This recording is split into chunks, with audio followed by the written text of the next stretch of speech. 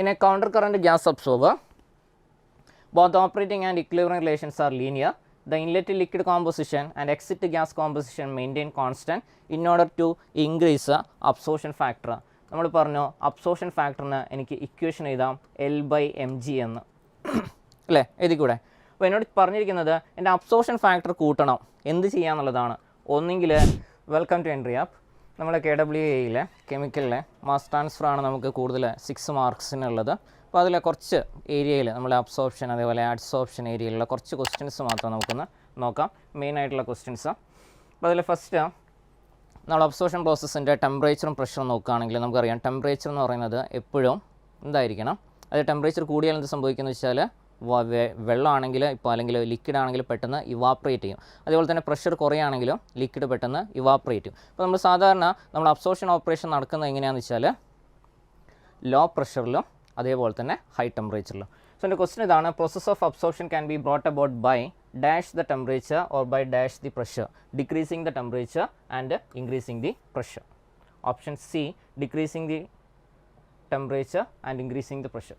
Then for absorbing a sparingly soluble gas in a liquid, നമ്മൾ സാധാരണ നമ്മുടെ അബ്സോർപ്ഷൻ്റെ mechanism പറയുമ്പോൾ നമ്മൾ പറയാം ഇൻ്റർഫേസ് മാസ് ട്രാൻസ്ഫർ ആണ്.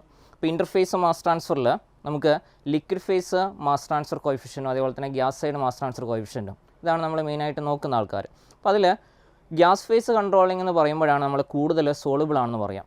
ലിക്വിഡ് ഫേസ് കൺട്രോളിംഗ് ആകുമ്പോഴാണ് നമ്മൾ സ്പാരിംഗ്ലി സോളുബിൾ ആണ് അല്ലെങ്കിൽ ലെസ് സോളുബിൾ ആണെന്ന് പറയാം. അപ്പോൾ എനിക്ക് അബ്സോർപ്ഷൻ കൂട്ടണം എന്നുണ്ടെങ്കിൽ ഞാനത് ഗ്യാസ് സൈഡ് കൺട്രോളിങ്ങിലേക്ക് കൊണ്ടുവരണം. അബ്സോർപ്ഷൻ കൂട്ടണം എന്നുണ്ടെങ്കിൽ ഞാനത് ഗ്യാസ് സൈഡ് കൺട്രോളിങ്ങിലേക്ക് കൊണ്ടുവരണം. ഓക്കെ, അപ്പോൾ സ്പാരിംഗ്ലി സോളുബിൾ ഗ്യാസിൻ്റെ അബ്സോർപ്ഷൻ കൂട്ടാൻ വേണ്ടിയിട്ട് ഫോർ അബ്സോർബിങ് ഞാൻ ചെയ്യുന്നത് എന്താണെന്ന് വെച്ചാൽ ഗ്യാസ് സൈഡ് കൺട്രോളിങ്ങിലേക്ക് കൊണ്ടുവരാമെന്ന് വെച്ചാൽ ഒന്നെങ്കിൽ ലിക്വിഡ് സൈഡിൻ്റെ റെസിസ്റ്റൻസ് കുറയ്ക്കുക അല്ലെങ്കിൽ ലിക്വിഡ് സൈഡിൻ്റെ കോയിഫിഷ്യൻ്റ് കൂട്ടുക. കാരണം റെസിസ്റ്റൻസും കോയിഫിഷ്യൻറ്റും ഇൻവേഴ്സിലി ആയിട്ട് നിൽക്കുന്ന ആൾക്കാരാണ്. നമ്മൾ ഹീറ്റ് ട്രാൻസ്ഫറിൽ റെസിസ്റ്റൻസ് എഴുതുമ്പോൾ കൺവെക്ഷൻ്റെ കേസാണെങ്കിൽ ഹീറ്റ് ട്രാൻസ്ഫർ കോയിഫിഷ്യൻറ്റിൻ്റെ റെസിപ്രോക്കലായിട്ടാണ് ഹീറ്റ് ട്രാൻസ്ഫർ റെസിസ്റ്റൻസ് വരിക, 1/h ആണ് അല്ലെങ്കിൽ 1/HA ആണ് വരിക.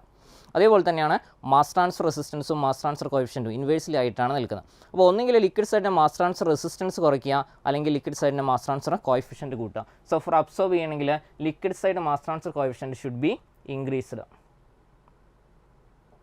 Next, in an interface mass transfer process, lesser the solubility of a given solute in a liquid, higher are the chances that transfer process will be liquid phase resistance controlled, gas phase resistance controlled, impossible, driven by a non-linear driving force. അപ്പോൾ നമ്മുടെ solubility കുറവാണെങ്കിൽ അവിടെ liquid phase resistance ആയിരിക്കും control ചെയ്യുക. Solubility കൂടുതലാണെങ്കിൽ അവിടെ gas side resistance ആയിരിക്കും control ചെയ്യുക. Next, for stripping of a gas in a counter current strip the operating line, നമ്മളെ സ്ട്രിപ്പിങ്ങിൽ ഓപ്പറേറ്റിംഗ് ലൈന് എപ്പോഴും താഴെയായിരിക്കും ഉണ്ടാവുക.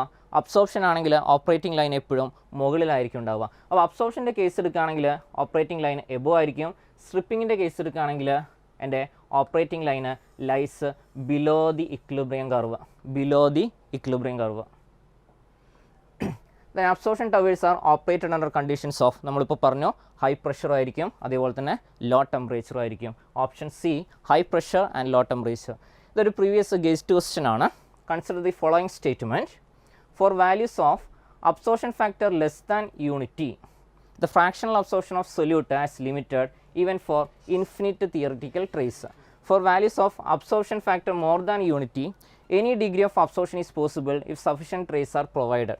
For values of absorption factor less than unity, any degree of absorption is possible if sufficient trace are provided. For a fixed degree of absorption from a fixed amount of gas, as absorption factor increases beyond unity, number of trace decreases. Which of the statements are correct? So first statement എടുക്കുകയാണെങ്കിൽ for values of absorption less than unity, the fractional absorption of solute as limited even for infinite theoretical trace. എൻ്റെ absorption factor കുറവാണെങ്കിൽ എൻ്റെ അബ്സോർപ്ഷന് limit ചെയ്യും. കാരണം എൻ്റെ absorption factor greater ആകുമ്പോഴാണ് എനിക്ക് operating ലൈനും സ്ട്രിപ്പിംഗ് ലൈനും തമ്മിൽ, അല്ല ഓപ്പറേറ്റിംഗ് ലൈനും ഇക്വിലിബ്രിയം ലൈനും തമ്മിൽ ഡിഫറൻസ് വരുന്നത്. For values of absorption factor more than unity, any degree of absorption is possible. കാരണം എൻ്റെ ഇക്വിലിബ്രിയം ലൈനിൻ്റെ മുകളിലാണ് ഓപ്പറേറ്റിംഗ് ലൈൻ നിൽക്കുന്ന അബ്സോർപ്ഷൻ്റെ കേസിൽ. സോ എൻ്റെ അബ്സോർപ്ഷൻ ഫാക്ടർ കൂടുന്നതനുസരിച്ച് എൻ്റെ സ്ലോപ്പിൽ മാറ്റം വരും. അങ്ങനെയാണെങ്കിൽ എനിക്ക് പോസിബിൾ ആയിട്ടുള്ള കേസാണ്. സോ ഒന്നാമത്തെയും രണ്ടാമത്തെയും സ്റ്റേറ്റ്മെൻറ്റ് കറക്റ്റാണ്. സോ 1ഉം 2ഉം വരുന്നത് ഇവിടെ ഓപ്ഷൻ എയിൽ മാത്രമേ ഉള്ളൂ. സോ നമുക്ക് തേർഡ് സ്റ്റേറ്റ്മെൻറ്റ് റോങ് ആണ്. ലെസ് ദാൻ യൂണിറ്റി ആണെങ്കിൽ any degree of absorption is possible എന്ന് പറയുന്നത് തെറ്റായിട്ടുള്ള സ്റ്റേറ്റ്മെൻ്റ് ആണ്. അതേപോലെ തന്നെ for fixed degree of absorption from a fixed amount of gas absorption factor increases beyond unity, number of trays decreases. നമ്മൾ absorption factor increase ചെയ്യുന്നതിനനുസരിച്ചിട്ട്, അതായത് നമ്മളെപ്പോഴും ഇക്വിലിബ്രിയം ലൈനിൻ്റെ മുകളിലാണ് ഓപ്പറേറ്റിംഗ് ലൈൻ വരയ്ക്കുന്നത്. അപ്പോൾ operating line number of stage ഇങ്ങനെയാണ് കാണിക്കുക. അപ്പോൾ ഇതിൽ മുകളിലേക്ക് പോകുന്നതിനനുസരിച്ചിട്ട് എനിക്ക് നമ്പർ ഓഫ് സ്റ്റേജിൻ്റെ വാല്യൂ കുറയാൻ തുടങ്ങും, അല്ലെങ്കിൽ നമ്പർ ഓഫ് സ്റ്റേജ് കുറയാൻ തുടങ്ങും. താഴേക്ക് വരുന്നതനുസരിച്ച് നമ്പർ ഓഫ് സ്റ്റേജ് കൂടാൻ തുടങ്ങും. സോ അതിൻ്റെ സ്റ്റേറ്റ്മെൻറ്റ് 1 ശരിയാണ്, 2 ശരിയാണ്, അതേപോലെ തന്നെ 4 ശരിയാണ്. For gas phase controlled mass transfer which one is not true. Gas phase controlled mass transfer ആണെങ്കിൽ ഒന്നെങ്കിൽ ഗ്യാസ് സോളിബിൾ ആയിരിക്കും, അല്ലെങ്കിൽ സ്പാരിംഗ്ലി സോളിബിൾ ആയിരിക്കും. ഇത് രണ്ടും എനിക്ക് ഓപ്ഷൻസിൽ വരാനുള്ളൂ. എന്ന് വെച്ചാൽ ഗ്യാസ് ഫേസ് കൺട്രോൾഡ് ആണെങ്കിൽ ഗ്യാസ് റെഡിലി സോളിബിൾ ആയിരിക്കും. എൻ്റെ ക്വസ്റ്റിനിൽ വരാനുള്ള ഇത്രയേ ഉള്ളൂ, ഞാൻ ഉദ്ദേശിച്ചതാണ്. ഫോർ ഗ്യാസ് ഫേസ് കൺട്രോൾഡ് ആണെങ്കിൽ ഗ്യാസ് റെഡിലി സോളിബിൾ ആയിരിക്കും. ലിക്വിഡ് ഫേസ് കൺട്രോൾഡ് ആണെങ്കിൽ ഗ്യാസ് സ്പാരിംഗ്ലി സോളിബിൾ ആയിരിക്കും. ഇത് രണ്ടും എനിക്ക് ആവശ്യമുള്ളൂ. ഗ്യാസ് ഫേസ് ആണെങ്കിൽ റെഡിലി സോളിബിൾ, ലിക്വിഡ് ഫേസ് ആണെങ്കിൽ സ്പാരിംഗ്ലി സോളിബിൾ. സോ എന്നോട് ക്വസ്റ്റ്യൻ ചോദിച്ചിരിക്കുന്നത് gas phase controlled mass transfer ആണ്. So gas is readily soluble in liquid. Option A, readily soluble in liquid.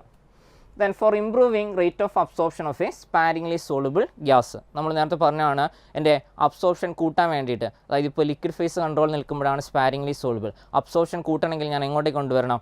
Gas phase കൺട്രോളിങ്ങിലേക്ക് കൊണ്ടുവരണം. അങ്ങനെ ഗ്യാസ് ഫേസ് കൺട്രോളിങ്ങിലേക്ക് കൊണ്ടുവരണമെങ്കിൽ ലിക്വിഡ് സൈഡിൻ്റെ റെസിസ്റ്റൻസ് കുറയ്ക്കണം, അല്ലെങ്കിൽ liquid സൈഡിൻ്റെ coefficient കൂട്ടണം. ഒന്നെങ്കിൽ ലിക്വിഡ് സൈഡിൻ്റെ റെസിസ്റ്റൻസ് കുറയ്ക്കണം, അല്ലെങ്കിൽ ലിക്വിഡ് സൈഡിൻ്റെ കോഎഫിഷ്യൻറ്റ് കൂട്ടണം. നമ്മൾ അബ്സോർപ്ഷൻ്റെ കേസിൽ അബ്സോർപ്ഷൻ ഫാക്ടർ എന്താണെന്ന് പറഞ്ഞാൽ slope of operating line divided by slope of equilibrium കർവാണ്. പിന്നീട് ക്വസ്റ്റ്യൻ ഇതാണ്, S1 slope of operating line തന്നിട്ടുണ്ട്, S2 സ്ലോപ്പ് ഓഫ് ഇക്വിലിബ്രിയം കർവും തന്നിട്ടുണ്ട്. അപ്പോൾ ഓപ്പറേറ്റിംഗ് ലൈനും ഇക്വിലിബ്രിയം കർവിൻ്റെയും റേഷ്യോ എടുക്കുകയാണെങ്കിൽ എനിക്ക് എന്ത് കിട്ടും? അബ്സോർപ്ഷൻ ഫാക്ടർ കിട്ടും. അല്ലെങ്കിൽ ഓപ്പറേറ്റിംഗ് ലൈനിൻ്റെ സ്ലോപ്പ് നമ്മൾ എഴുതുക LS ഡിവൈഡഡ് ബൈ GS ആണ്. എൻ്റെ ഇക്വിലിബ്രിയം കർവിൻ്റെ ഞാൻ എഴുതുക M ആണ്. സോ എൻ്റെ അബ്സോർപ്ഷൻ ഫാക്ടർ ഇങ്ങനെ എനിക്ക് ക്വസ്റ്റ്യൻ ചോദിക്കാറുണ്ട്. Absorption factor is equal to L/GM എന്ന് വെച്ചാൽ ഓപ്പറേറ്റിംഗ് ലൈനിൻ്റെ സ്ലോപ്പ് ഡിവൈഡഡ് ബൈ ഇക്വിലിബ്രിയം ലൈനിൻ്റെ സ്ലോപ്പ് L/GM. അല്ലെങ്കിൽ എനിക്കിവിടെ ഡയറക്റ്റ് ആണ് തന്നത് S1 slope of operating line, S2 slope of equilibrium curve. So അങ്ങനെയാണെങ്കിൽ രണ്ടിനെയും കൂടെ റേഷ്യോ എടുക്കുകയാണെങ്കിൽ എനിക്ക് അബ്സോർപ്ഷൻ ഫാക്ടർ കണ്ടുപിടിക്കാം. The next, if G insoluble gas in a gas stream and L a non-volatile solvent in liquid stream, then the slope of operating line for the absorber is. നമ്മളിപ്പോൾ പറഞ്ഞേ ഉള്ളൂ, നമ്മളുടെ operating ലൈനിൻ്റെ slope എന്ന് പറയുന്നത് എന്താണ്? L/G ആണ്. ഇക്വിലിബ്രിയത്തിൻ്റെ M ആണെങ്കിൽ ഓപ്പറേറ്റിംഗ് ലൈനിൻ്റെ എൻ്റെ ഗ്യാസ് ഇൻസോളിബിൾ ഗ്യാസ് എന്ന് വെച്ചാൽ സൊല്യൂട്ടിനെ ഒഴിവാക്കിയിട്ട് ബാക്കിയുള്ള ഫ്രീ ഗ്യാസ്. അതുകൊണ്ടാണ് ഞാൻ GS എന്ന് പറഞ്ഞ ടേം നേരത്തെ എഴുതിയത്, സൊല്യൂട്ടിനെ ഒഴിവാക്കിയിട്ടുള്ള ഗ്യാസ്. നേരത്തെ LS ഞാൻ എഴുതിയതെന്ന് വെച്ചാൽ സൊല്യൂട്ടിനെ ഒഴിവാക്കിയിട്ടുള്ള ലിക്വിഡ്. അപ്പോൾ ഞാൻ വാട്ടറും അമോണിയ ഗ്യാസും തമ്മിൽ കോണ്ടാക്റ്റ് വരുവാണെങ്കിൽ, അതായത് അമോണിയയിൽ എൻ്റെ അമോണിയ ഞാൻ വാട്ടറുമായിട്ട് കോണ്ടാക്റ്റ് വരുമ്പോൾ ഞാൻ കൊടുക്കുന്ന ഫീഡ് എന്ന് പറയുന്നത് ചിലപ്പോൾ അമോണിയ എയർ മിക്സ്ചർ ആയിരിക്കും. അതിൽ എയർ വാട്ടറിൽ എന്ത് ചെയ്യുന്നില്ല? സോളിബിൾ ആവുന്നില്ല. അപ്പോൾ എയറിൻ്റെ ഫ്ലോ റേറ്റ് ആണ് ഞാൻ എന്തായിട്ട് എടുക്കുന്നത്? GS ആയിട്ട് എടുക്കുന്നത്. വാട്ടറിൻ്റെ മാത്രം ഫ്ലോ റേറ്റ് ആണ് ഞാൻ എന്തായിട്ട് എടുക്കുന്നത്? LS ആയിട്ട് എടുക്കുന്നത്. അപ്പോൾ ഇൻസോളിബിൾ ഗ്യാസിൻ്റെ ഫ്ലോ റേറ്റ് ആണ് G. Non volatile solvent in liquid stream.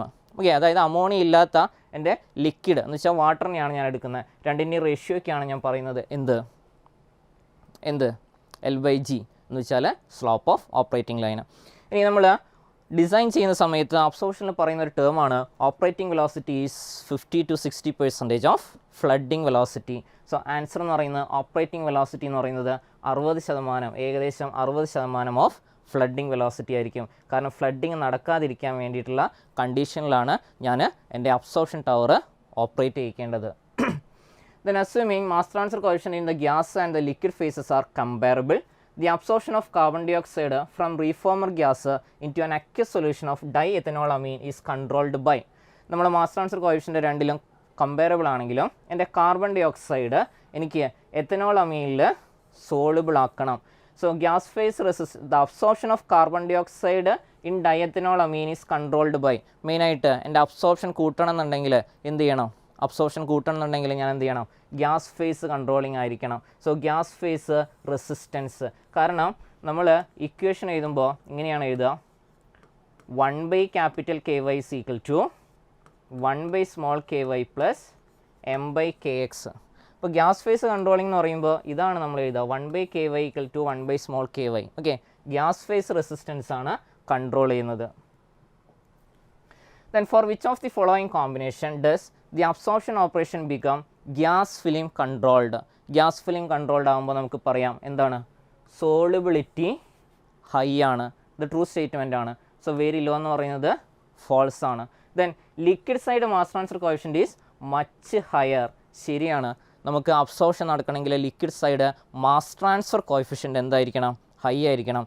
Resistance ആണെങ്കിൽ എന്തായിരിക്കണം, ലോ ആയിരിക്കണം. സോ രണ്ടാമത്തെ സ്റ്റേറ്റ്മെൻറ്റ് ശരിയാണ്. അങ്ങനെയാണെങ്കിൽ ലെസ് ആണെന്ന് പറയുന്ന ഈ സ്റ്റേറ്റ്മെൻറ്റ് തെറ്റാണ്. So answer option B, P and R.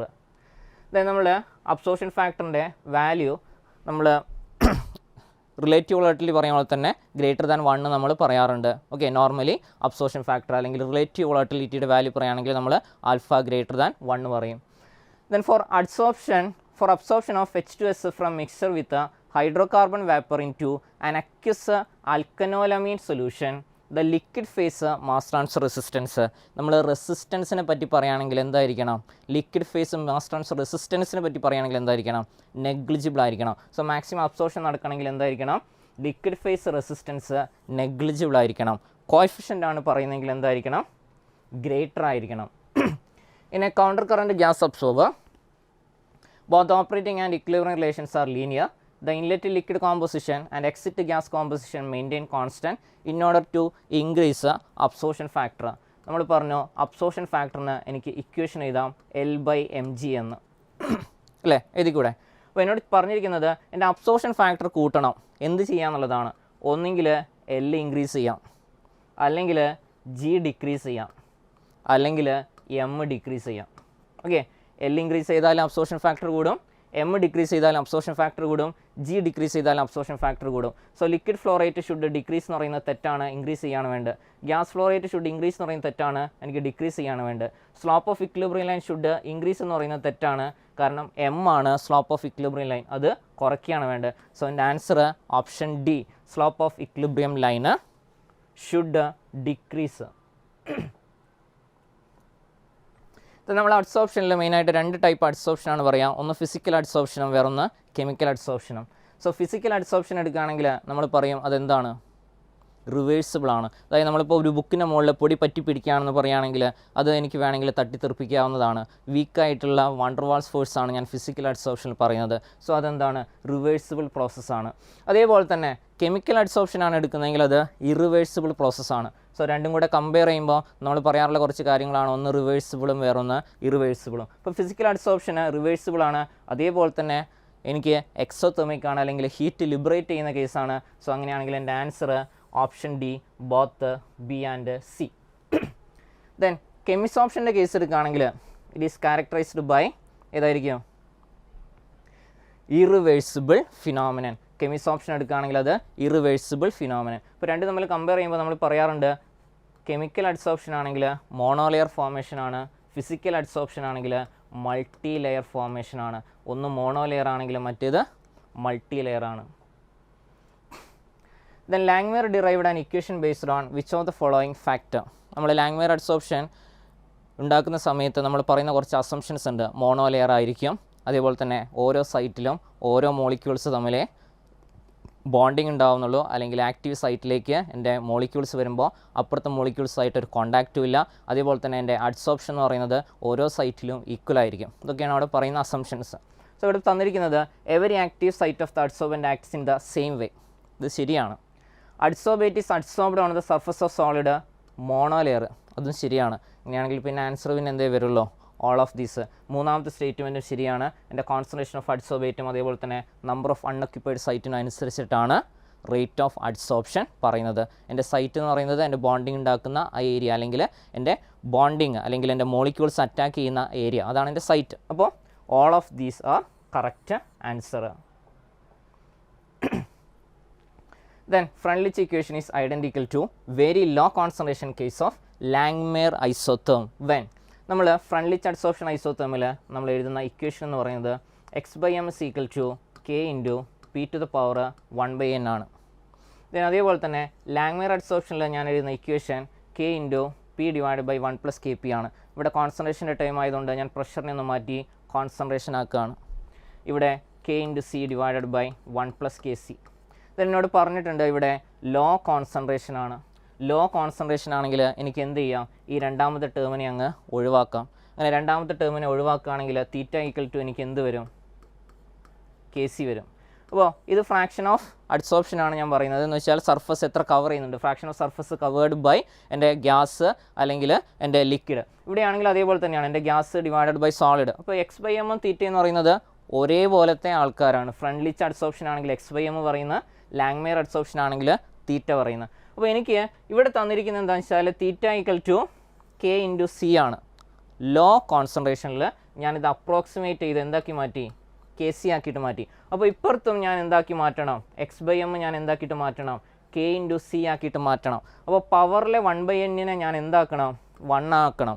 1/n 1 ആക്കിയാൽ എനിക്ക് K ഇൻറ്റു C കിട്ടും അല്ലേ, K ഇൻറ്റു C കിട്ടും. അപ്പോൾ 1/n 1 ആക്കുകയെന്ന് വെച്ചാൽ എന്നിൻ്റെ വാല്യൂ എന്തായിരിക്കും, 1 ആയിരിക്കും. റെഡി അല്ലേ? ദെൻ ഹ്യൂമിഡിഫിക്കേഷൻ പറ്റി പറയുകയാണെങ്കിൽ അത് മാസ് ട്രാൻസ്ഫർ ഓപ്പറേഷൻ ആണോ അതോ ഹീറ്റ് ട്രാൻസ്ഫർ ഓപ്പറേഷൻ ആണോ അതോ സൈമിൾട്ടേനിയസ് ആണോ? നമ്മൾ ഹ്യൂമിഡിഫിക്കേഷൻ എന്ന് പറയുമ്പോൾ എന്താണ് ശരിക്കും ഹ്യൂമിഡിഫിക്കേഷനിൽ വരുന്നത് എന്താണ്, നമ്മളെ ഹീറ്റ് ട്രാൻസ്ഫറും വരുന്നുണ്ട്, അതേപോലെ തന്നെ മാസ് ട്രാൻസ്ഫറും വരുന്നുണ്ട് അല്ലേ. വാട്ടർ വേപ്പർ എയറിലേക്ക് എത്തണം, മാസ് ട്രാൻസ്ഫർ വരുന്നുണ്ട്. വാട്ടർ വേപ്പർ എന്ന് പറയുന്നത് ഇവാപ്രേറ്റ് ചെയ്യണം. അങ്ങനെയാണെങ്കിൽ എന്തുണ്ട്, simultaneous heat and mass transfer.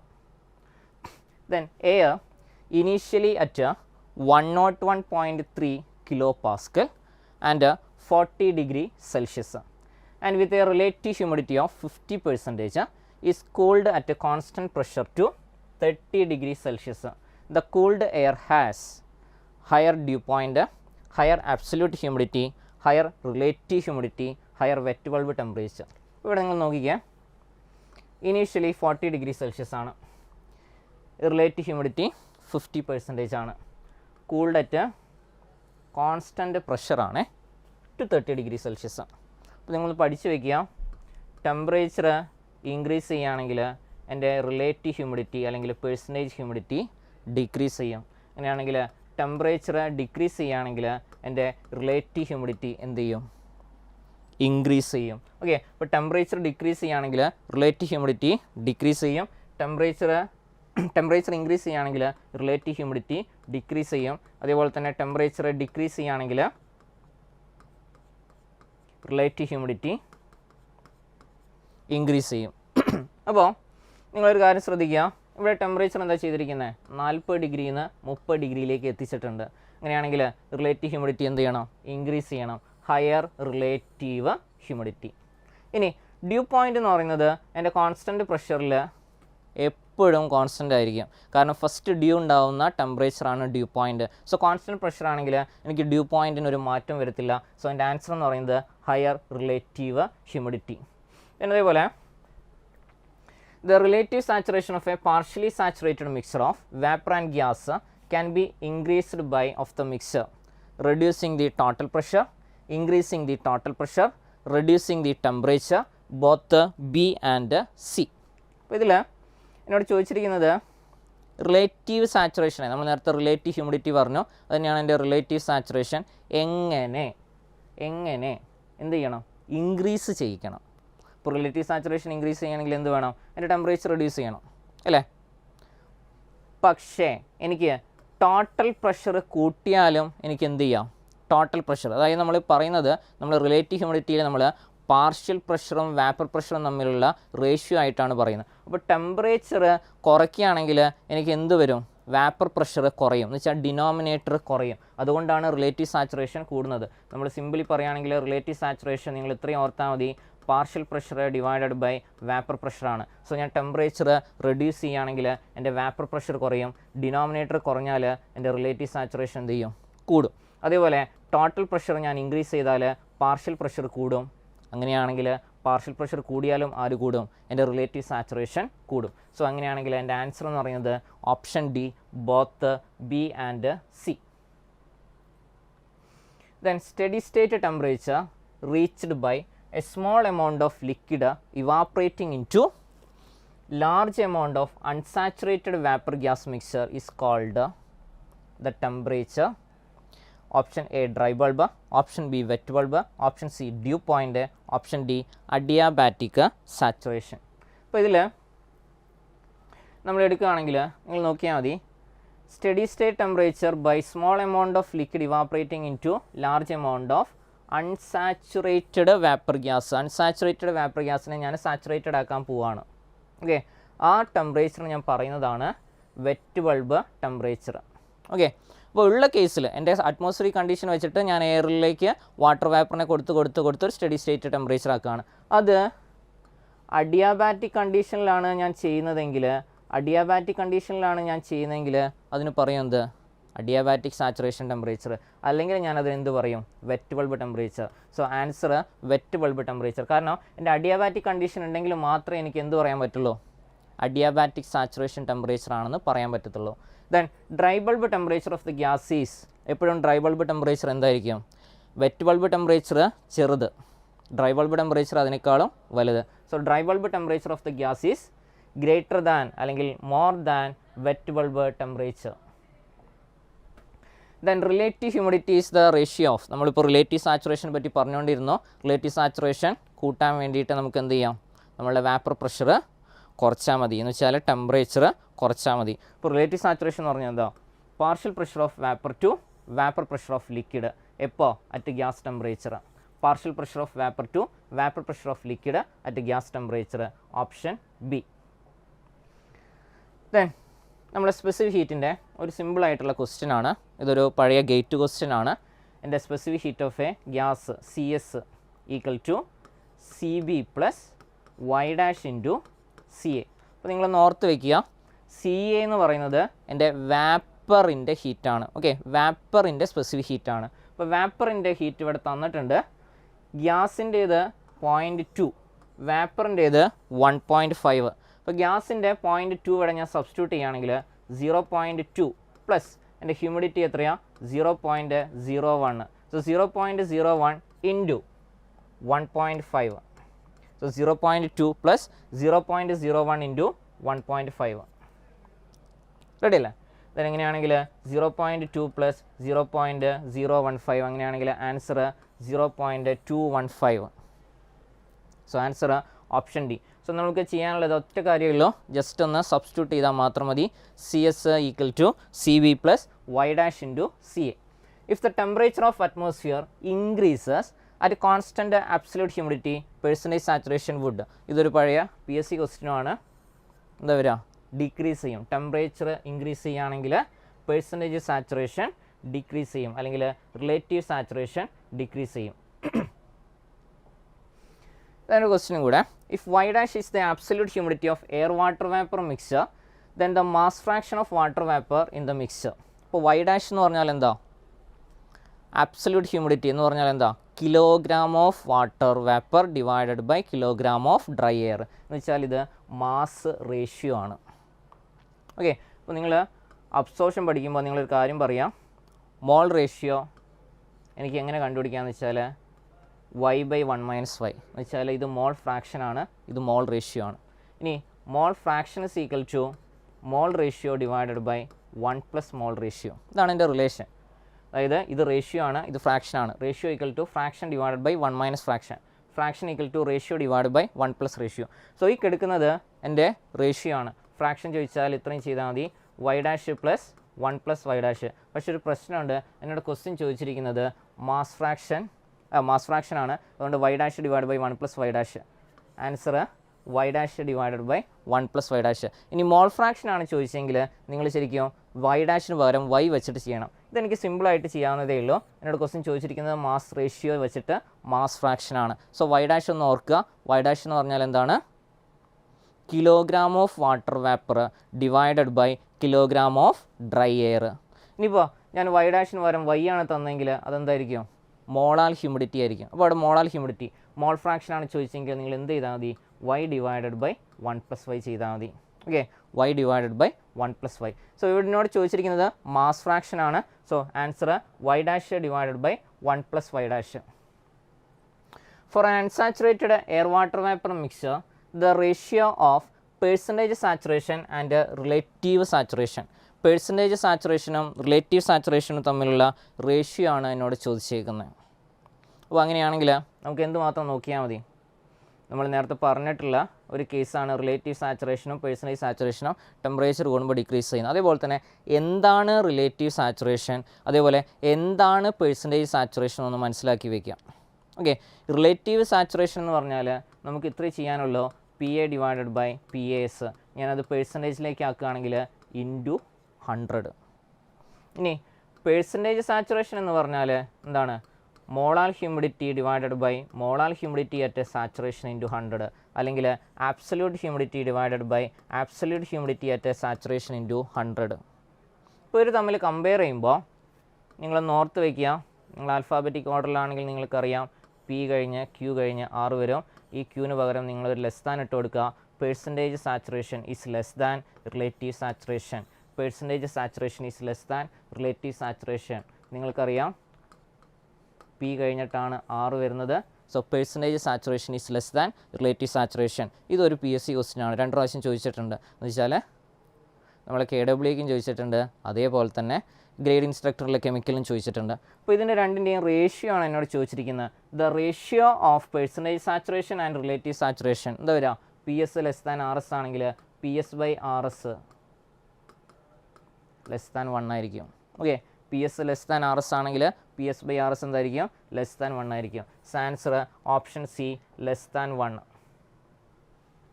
Then air is passed through a heater at a constant pressure.